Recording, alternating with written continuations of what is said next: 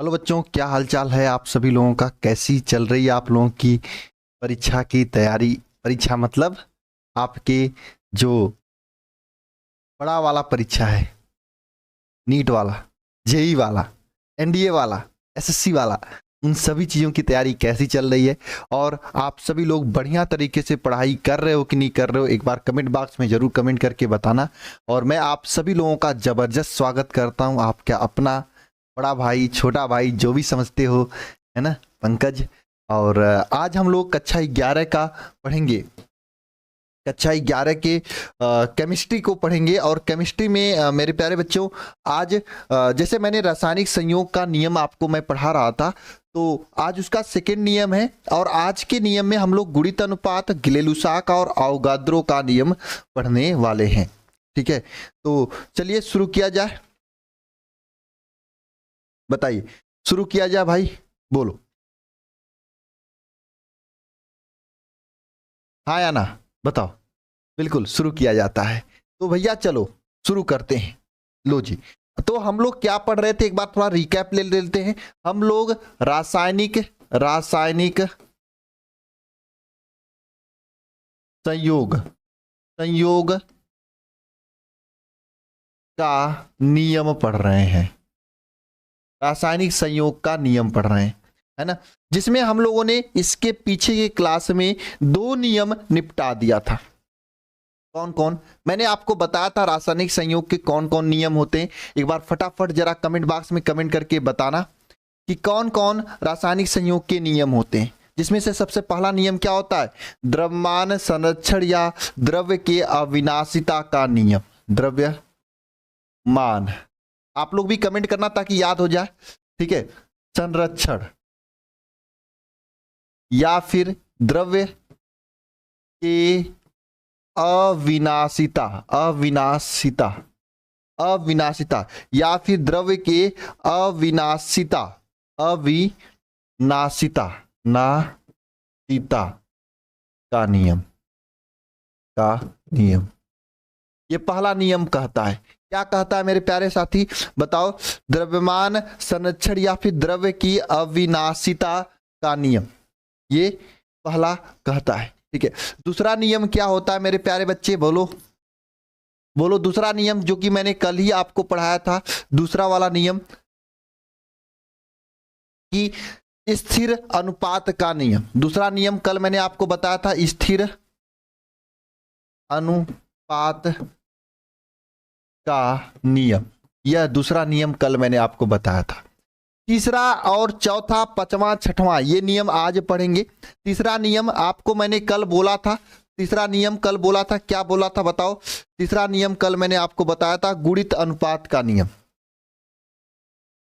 गुणित अनुपात का नियम मेरे प्यारे बच्चे, पहले हमने कल इसके बारे में बढ़िया से पढ़ रखा था, ये भी पढ़ रखा था और क्वेश्चन भी कर रखा था। आज हम लोग पढ़ेंगे इसके बारे में, गुणित अनुपात के नियम के बारे में। अच्छा, इसके बाद वाला, इसके नेक्स्ट नियम कौन सा था, एक बार वो भी कमेंट बॉक्स में कमेंट करके बताओ तो। इसके बाद वाला कौन सा नियम है, इसके बाद वाला कौन सा नियम है, एक बार कमेंट बॉक्स में कमेंट करो तो सभी लोग फटाफट। इसके बाद वाला कौन सा नियम है, गुणित अनुपात के बाद वाला कौन सा नियम है, बोलो बोलो बोलो बोलो बोलो। बिल्कुल, चौथा नियम क्या बताया था मैंने, चौथा नियम क्या बताया था मैंने आपको, ग्ले-लुसाक का नियम। ग्ले-लुसाक का नियम, चौथा नियम यह मैंने आपको बताया था। पांचवा नियम क्या बताया था मेरे प्यारे बच्चे, बोलो। पांचवा नियम क्या बताया था बताओ, अवोगाद्रो का नियम। हाँ बिल्कुल, है ना, पांचवा नियम बताया था अवोगाद्रो का नियम। अवोगाद्रो का नियम आप लोग भूल जाते हो, हाँ, एक ही दो बच्चे के छोड़ के सब लोग नहीं बता पा रहे हैं ना। अवोगाद्रो का नियम तो मैंने आपको लास्ट क्लास में रासायनिक संयोग के नियम के बारे में समझाया था, शादी कर करके, है ना, शादी भी किया था दो लोगों का, शादी करके हम लोगों ने सीखे थे रासायनिक संयोग का नियम, जिसमें हम लोगों ने इन दोनों के बारे में, पहला द्रव्यमान संरक्षण या द्रव के अविनाशिता का नियम और स्थिर अनुपात का नियम, इन दोनों के बारे में शानदार तरीके से समझ रखे थे। और ये 3 नियम बाकी थे जिसके बारे में आज हम लोग पढ़ने वाले हैं, है ना। बिल्कुल। और एक क्वेश्चन भी दिए थे आपको, क्वेश्चन होमवर्क दिए थे, बिल्कुल। और मैंने यह देखा कुछ ही बच्चों ने होमवर्क का जवाब दिया था। क्वेश्चन होमवर्क में आपको ये दिए थे कि भैया N2 plus 3H2 gives out 2NH3। मैंने आपसे यह पूछा था कि सर भाई ये बताना मुझे कि यह क्या द्रव्यमान संरक्षण के नियम को फॉलो करता है। द्रव्यमान संरक्षण के नियम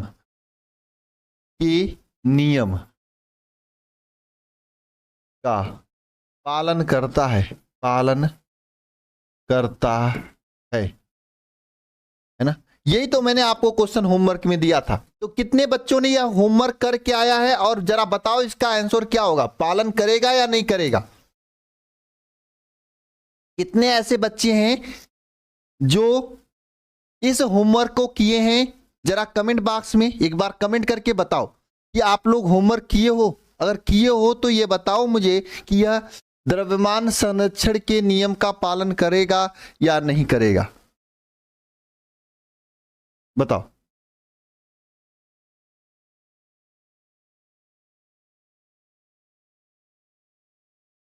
बोलो, यह द्रव्यमान संरक्षण के नियम का पालन करेगा या नहीं करेगा। एक बार कमेंट बॉक्स में कमेंट कर दो मेरे प्यारे भाई बहन सभी लोग। द्रव्यमान संरक्षण के विकास विश्वा मौर्य जी बोल रहे हैं भैया कि यस सर करेगा, हाँ जी पालन करेगा। सबका कमेंट आ रहा है। और लोग ऐसे थोड़ी ना बोला जाता करेगा, एक बार करके देखो करेगा कि नहीं करेगा। देखो नाइट्रोजन N2 है प्लस यहाँ पे 3H2 है ना, ये गिव्स आउट है 2NH3, है ना, यही है। तो मेरे प्यारे बच्चे ध्यान से समझना, नाइट्रोजन N2 का परमाणु भार कितना होता है, 14 होता है। 2 N2 है तो 14 गुणे 2 हो जाएगा। हाइड्रोजन का कितना होता है भैया, 1 होता है, और एक हाइड्रोजन 2 है, और यही आपके 3 बार है, इसको जोड़ना पड़ेगा। गिव्स आउट, यहां पे देखो 2 और अंदर नाइट्रोजन का 14 प्लस 1 गुणे 3, यह आपका इसका हो जाएगा। अगर इधर का पूरा द्रव्यमान इधर के द्रव्यमान के बराबर होगा तो करेगा, अगर बराबर नहीं होगा तो नहीं करेगा। ये तो मैंने कल होमवर्क दिया था आप लोगों को, है ना। चलो गुणा भाग करके देखते हैं क्या दोनों का द्रव्यमान बराबर आएगा। देखो इधर 14 दूनी 28 हो जाएगा, इधर क्या हो जाएगा 2 1 कम 2 3 दूनी 6 हो जाएगा। ये आपका गिव्स आउट करेगा 2, और यहां पे देखो क्या है 14 प्लस 3, ये हो जाएगा, है ना। 14 28 6 कितना होता है, 28 2 30 4 34, ये 34 हो जाएगा। इस गिव्स आउट यहाँ पे क्या बोलो 14 2 गुणे 14 3 17, 14 3 17 होता है, 17 का गुणा करोगे तो ये 34 आएगा। फिर मेरे प्यारे बच्चों ये देख लो भैया, ये भी 34 है और ये भी 34 है, मतलब कि यह आपका जो द्रव्यमान संरक्षण का नियम है उसका पालन कर रहा है। यही कहोगे ना कि यह द्रव्यमान संरक्षण के नियम का पालन कर रहा है। जी हां बोलो एक बार कमेंट बॉक्स में कमेंट करके, यही बोलोगे ना मेरे प्यारे भाइयों कि भैया ये द्रव्यमान संरक्षण के नियम का पालन कर रहा है, हाँ या ना बोलो। यह द्रव्यमान संरक्षण के नियम का पालन कर रहा है या नहीं कर रहा है, कर रहा है। तो कितने सारे बच्चों ने यह कल के होमवर्क का क्वेश्चन का जवाब कमेंट बॉक्स में दिए थे, एक बार कमेंट बॉक्स में कमेंट करके बताओ। अगर नहीं दिए थे तो भैया आज से जो भी होमवर्क दिया करूं उसका जवाब दिया करो, है ना। तो चलो आज की क्लास शुरू करते हैं, पढ़ते हैं पहले हम लोग किसके बारे में, गुणित अनुपात के नियम के बारे में। चलो जी हेडिंग करते हैं गुणित अनुपात का नियम।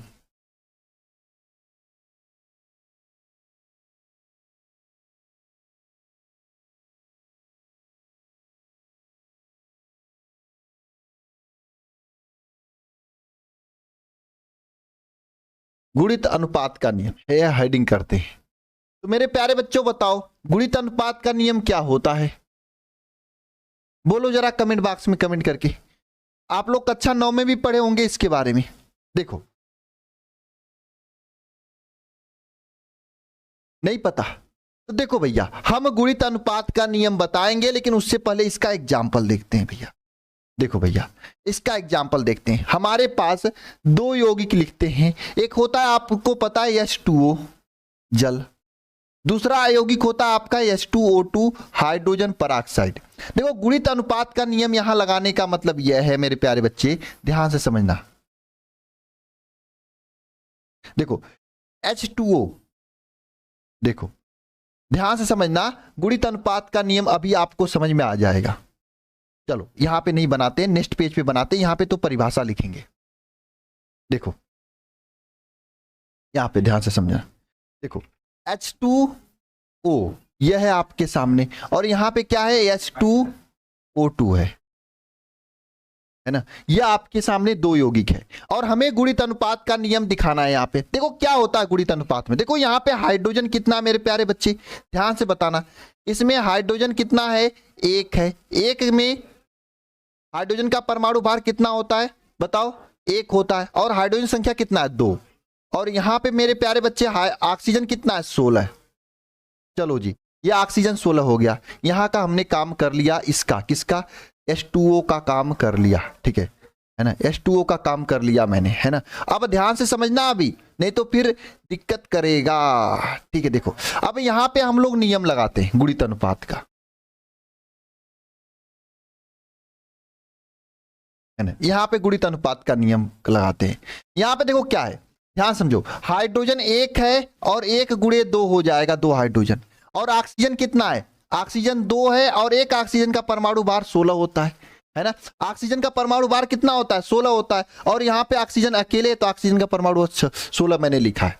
अब देखो यहाँ पे मेरे प्यारे बच्चे ध्यान से समझना, यहाँ पे देखो, यहाँ पे हाइड्रोजन 2 होगा, यहाँ पे एक में 2 का गुणा करोगे 2 होगा।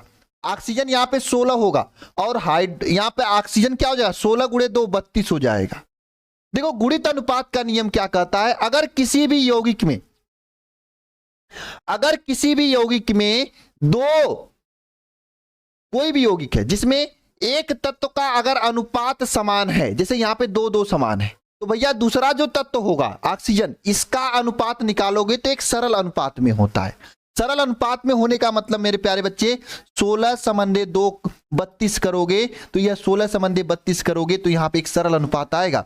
16 एक कम 16, 16 दूनी 32, है ना, एक समन्वय 2 का अनुपात आया। यानी कि अगर भाई साहब सिंपल सी कहानी है, अगर दो लोग हैं, अगर दोनों लोग समान हैं, पहला वाला दो तत्व समान है, तो बचा हुआ दो जो रहेगा उसमें एक सरल अनुपात होगा।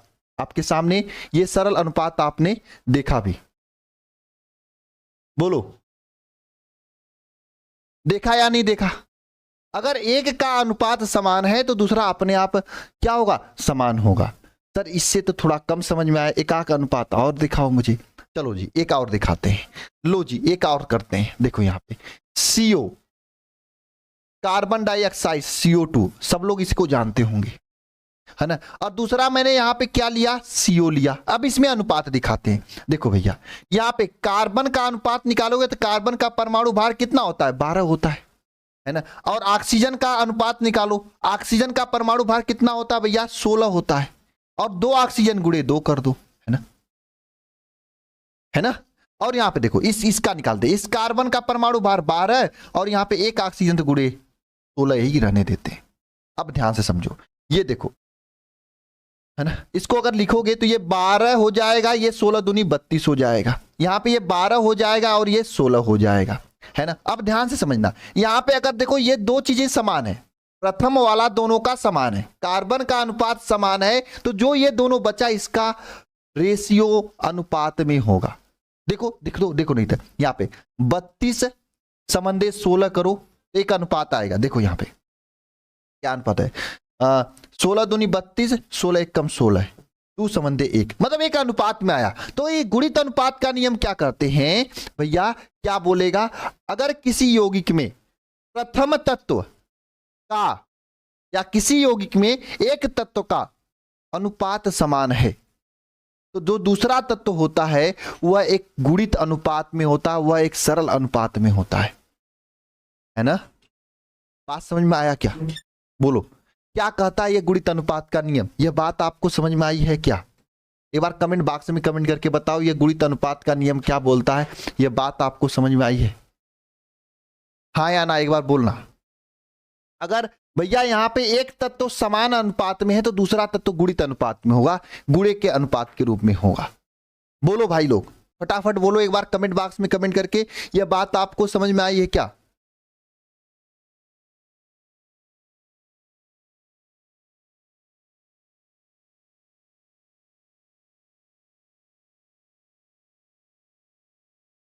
है ना, बोलो यह बात आपको समझ में आई क्या? अगर एक तत्व आपका क्या हो, एक तत्व आपका है ना, रासायनिक संयोग में एक या एक से अधिक तत्व हो, तो अगर एक तत्व का द्रव्यमान समान संयोग करता है तो दूसरा तत्व क्या होगा, एक गुणित अनुपात में होगा।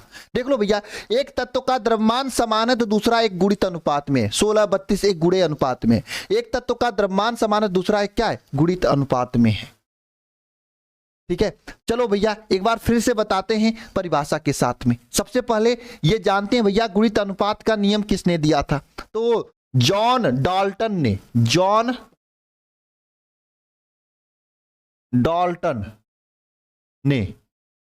डाल्टन नाम के एक वैज्ञानिक थे जिन्होंने यह गुणित अनुपात का नियम 1804 ईस्वी में दिया था। कहीं कहीं पे यह 1803 भी लिखा हुआ पाओगे। जॉन डाल्टन के इस सिद्धांत के अनुसार क्या होता है, ध्यान से समझना। इस सिद्धांत के अनुसार जब दो या दो तत्व परस्पर रासायनिक संयोग करके यौगिक बनाते हैं तो जब दो तत्व परस्पर रासायनिक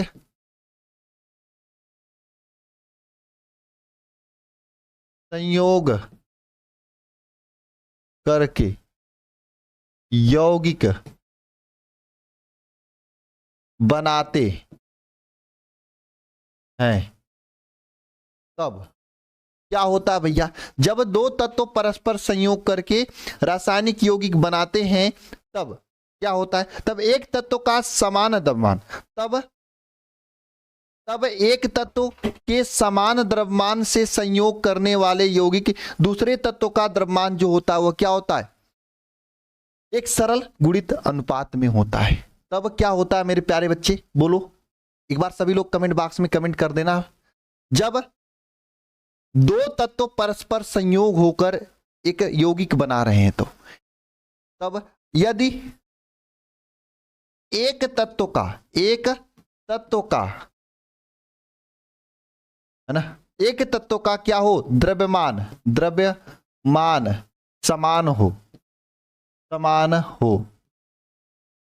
तो दूसरे तत्व का जो द्रव्यमान होता है तो दूसरे तत्व का द्रव्यमान दूसरे तत्व का द्रव्यमान क्या होगा, एक गुणित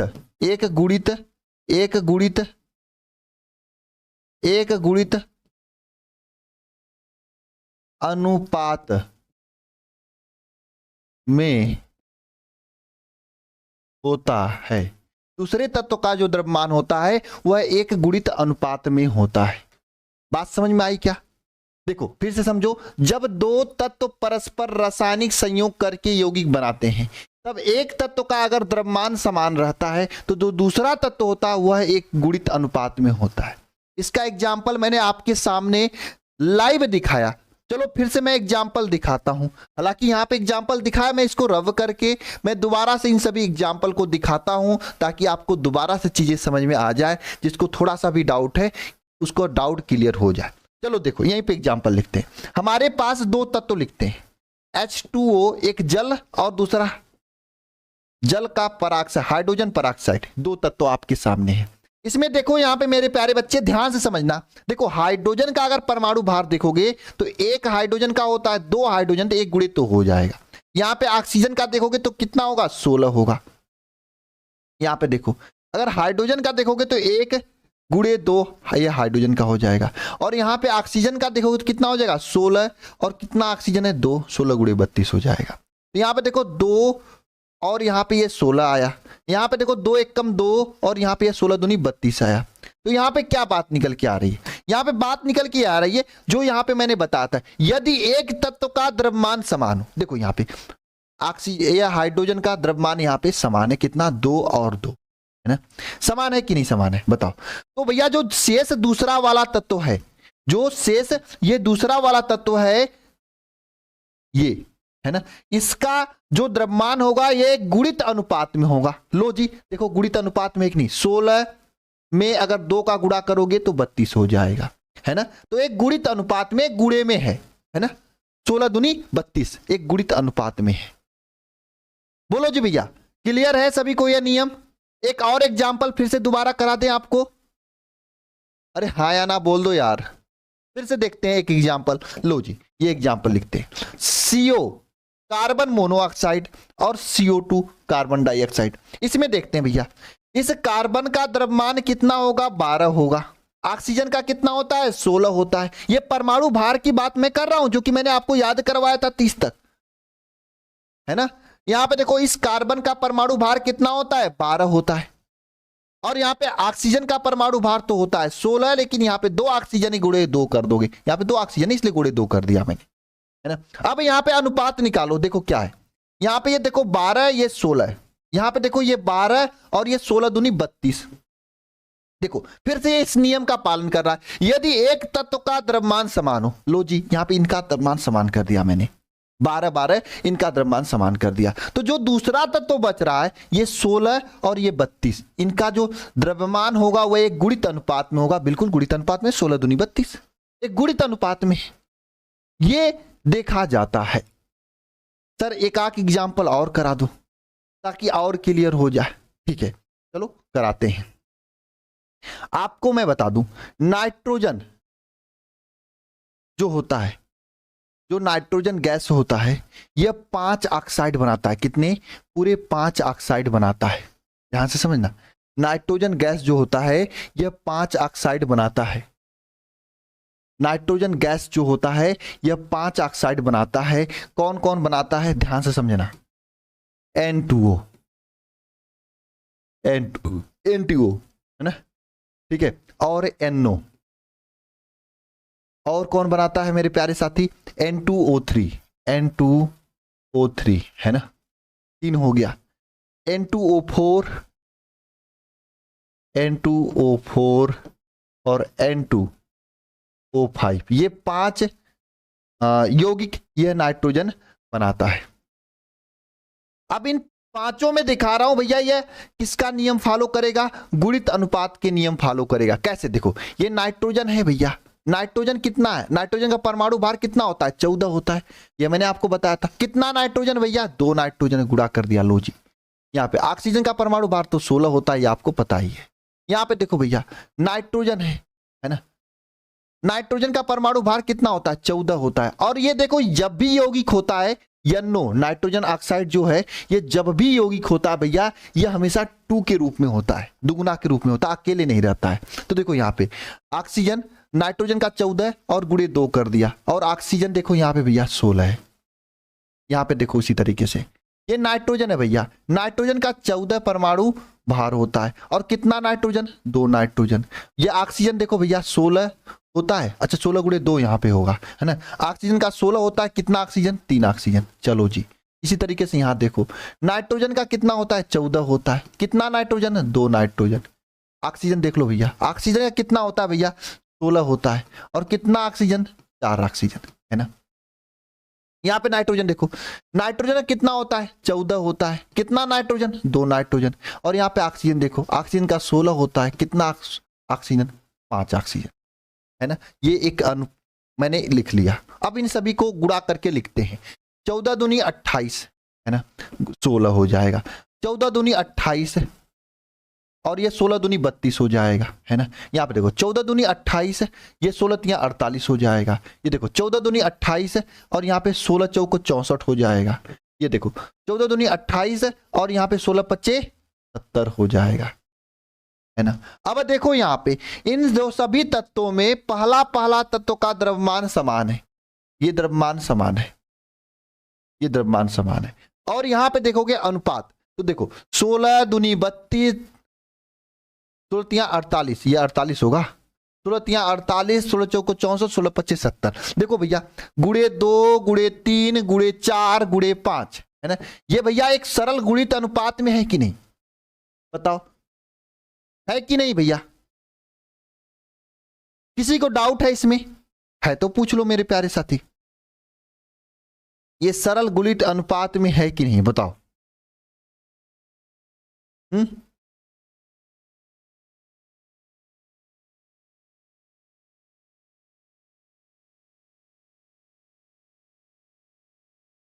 बताओ, है ना, ये सरल गुणित अनुपात में है कि नहीं, बताओ भाई, हाँ या ना, बोलो एक बार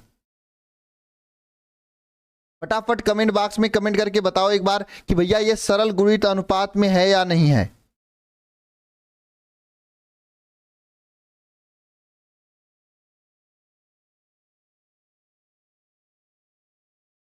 यस सर है।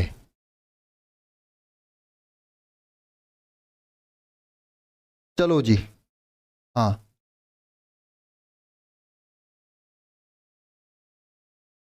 हाँ चलो, ये नियम आपका क्लियर हो गया। यही होता है आपका क्या, यही होता है आपका इसका नियम, गुणित अनुपात का नियम यही होता है। चलो जी, ये क्लियर हो गया। अब आगे चलते हैं हम लोग, अब आगे चलते हैं, ठीक है।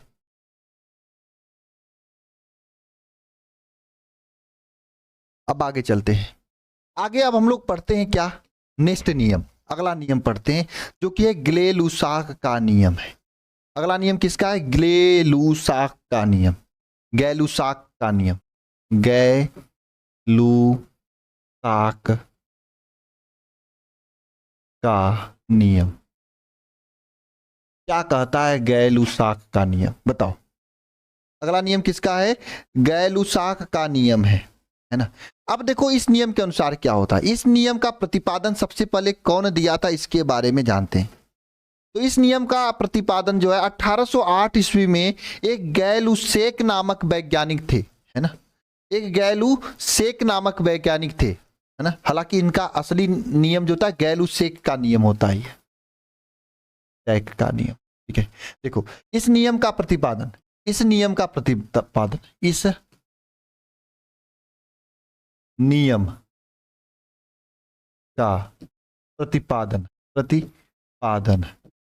1808 ईस्वी में, है ना, कौन दिया था, गैलुसेक नामक वैज्ञानिक के द्वारा दिया गया था, ना, द्वारा गैलुसेक द्वारा दिया गया था, है ना, द्वारा दिया गया था।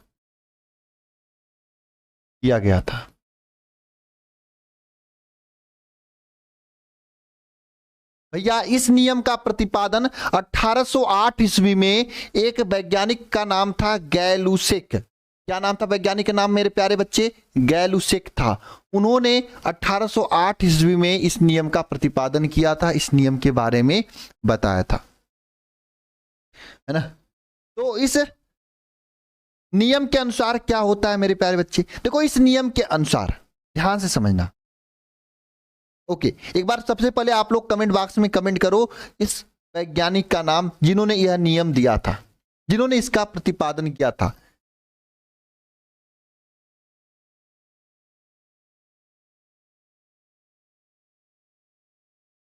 जिन्होंने इसका प्रतिपादन किया था, एक बार सभी लोग कमेंट बॉक्स में कमेंट करके बोलो इनका नाम। क्या, गैलुसेक ने इनका प्रतिपादन किया था। बिल्कुल, बहुत बढ़िया। अच्छा, आप लोगों के बायोलॉजी की क्लास भी शुरू हो गई है। बायोलॉजी क्लास शाम को 5:30 बजे चलती है ना। आज से क्लास शुरू हुई है, आगे भी क्लासेज होंगी और ये क्लासेस मंडे टू फ्राइडे चलेंगी, आपको पता ही है ना। आगे क्लासेज ये 7:30 बजे चलने लगेंगी, लेकिन अभी ये क्लास 5:30 बजे चलेगी, ठीक है, कुछ दिन तक, है ना। उसके बाद 7:30 बजे हो जाएगी, ठीक है। गैलुसेक, हाँ, गैलुसेक नामक वैज्ञानिक ने यह दिया था, बिल्कुल।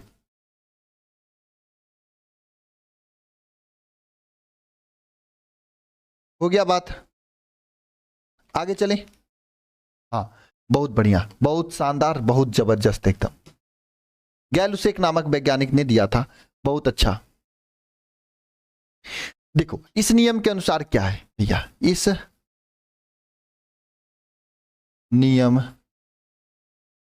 के अनुसार, इस नियम के अनुसार क्या होता है, ध्यान से समझना। जब गैस रासायनिक अभिक्रियाएं संयुक्त या गैस रासायनिक अभिक्रिया, है ना, परस्पर संयोग करती हैं तो उनके अभिकारक का आयतन एक सरल अनुपात में होता है, ठीक है। जब गैस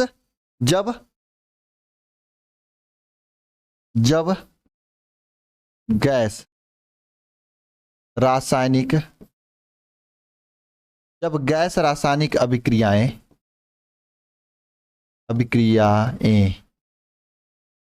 परस्पर क्या करती हैं, जब गैस रासायनिक अभिक्रियाएं परस्पर क्या करती हैं, संयुक्त होती हैं या संयोग करती हैं, परस्पर संयोग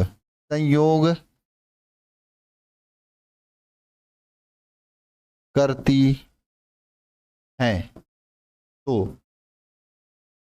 क्या होता है, तो उनका आयतन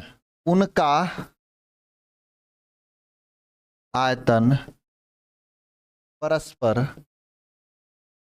एक क्या होता है, सरल अनुपात में होता है,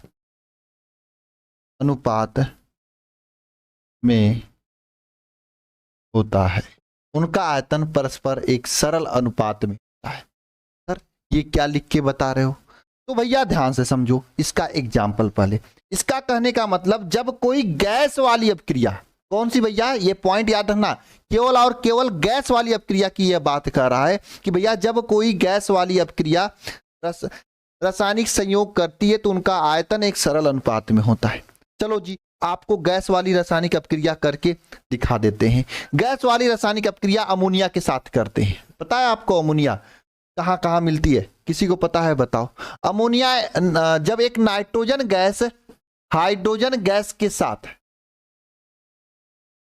अभिक्रिया करता है तो 2NH3 अमोनिया गैस बाहर निकालता है ना। ये जी का मतलब गैस है, जी का मतलब अब गैस समझना भैया, गैस समझना, है ना। जी का मतलब आप गैस समझना, ठीक है। जी का मतलब क्या समझोगे भैया, गैस समझोगे, गैस। चलो मैं गैस ही कर देता हूं। जब नाइट्रोजन गैस हाइड्रोजन गैस के साथ अभिक्रिया करता है तो अमोनिया गैस बाहर निकालता है ना। नाइट्रोजन गैस हाइड्रोजन गैस के साथ अभिक्रिया करता है तो अमोनिया गैस बाहर निकालता है। तो अगर देखोगे यहां पे एक सरल अनुपात में है कि नहीं है, देख लो भैया। नाइट्रोजन के आगे कितना है, एक है, कुछ नहीं होता तो एक माना जाता है, तो एक है भैया यहाँ पे। और हाइड्रोजन के आगे कितना भैया, यहाँ पे 3 है, तो यहाँ पे 3 मान लो। ये देखो अमोनिया के आगे कितना भैया, 2 है, तो यहाँ पे समन्वय 2 मान लो। तो देखो 1 समन्वय 3 समन्वय 2 एक सरल अनुपात में है क्या, ये एक सरल अनुपात में ही है ना, है कि नहीं, बताओ बोलो। यह एक सरल अनुपात में ही है ना, बोलो। यह एक सरल अनुपात में है कि नहीं, बताओ भाई। यह एक सरल अनुपात में है कि नहीं, है ना, एक सरल अनुपात में ही है ना भाई।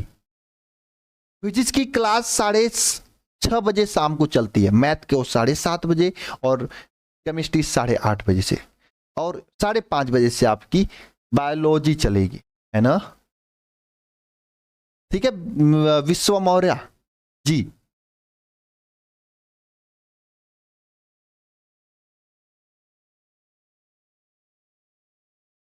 बात समझ में आई। चलो जी आगे चलें, एक एग्जाम्पल और लिखें। देखो हाइड्रोजन गैस H2 गैस,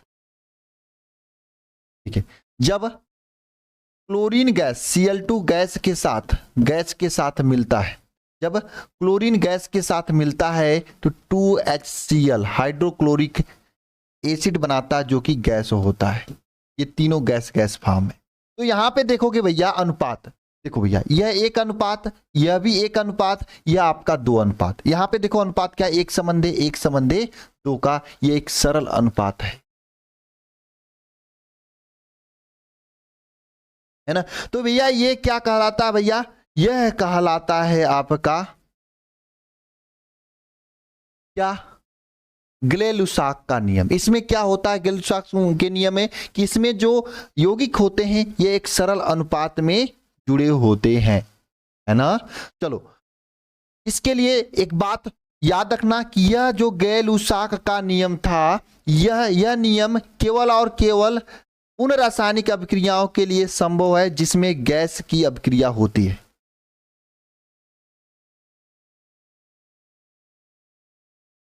ना। यह नियम भैया इसमें प्रयोग होता है केवल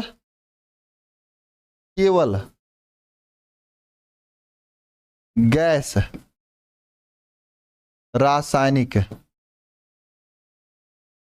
रासायनिक अभिक्रियाओं में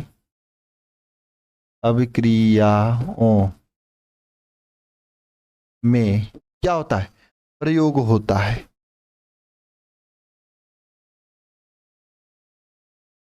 यह नियम केवल और केवल गैस रासायनिक अभिक्रियाओं में प्रयोग होता है, यानी वह रासायनिक अभिक्रियाओं में प्रयोग होता है जिसमें अभिकारक और उत्पाद दोनों क्या होती हैं, गैस होती हैं, उसी में प्रयोग होता है। बाकी कहीं पे भी यह नियम प्रयोग नहीं होता है। आई क्या बात समझ में कि भैया यह नियम केवल और केवल गैस रासायनिक अभिक्रियाओं में प्रयोग होता है, हर जगह नहीं होता है। बोलो हाँ या ना।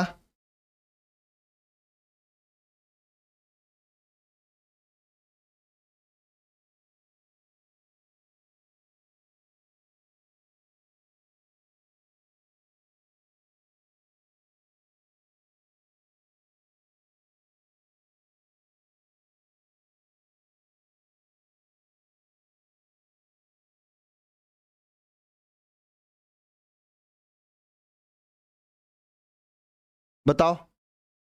चलो जी, अब हम चलते हैं भैया, आराम से पढ़ेंगे एक एक टॉपिक आज के होमवर्क की तरफ। आज के होमवर्क में आपको बताने हैं, क्या बताने हैं, आपको यह बताना है कि भैया H2 plus Cl2 is gives out 2HCl। यह भैया द्रव्यमान संरक्षण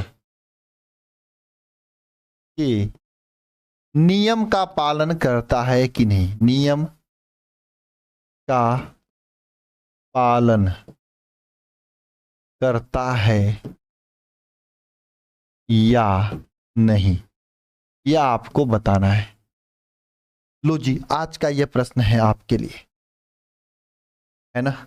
यह आज का प्रश्न है, कमेंट बॉक्स में जवाब देना है, पूरा प्रॉपर लिखकर जवाब देना, हवाबाजी नहीं चलेगी। और नोट्स बनाना है आपको, और आज के क्लास को हम यहीं तक रखेंगे। प्यारे बच्चे, इसका नोट्स आपको अल्फा इंस्टीट्यूट प्रो ऐप पर मिल जाएगी।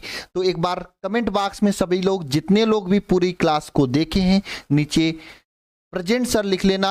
और फिर वही बात, साथ चलेंगे तो पक्का जीतेंगे, साथ चलोगे डेली तो पक्का आपका जो अपना लक्ष्य है उसे आप प्राप्त करोगे। तो भाई आप सभी लोग अपने भाई को दो इजाजत आज की क्लास को कंप्लीट करने की। मिलते हैं कल के क्लास में, तब तक के लिए सभी को जय मां सरस्वती।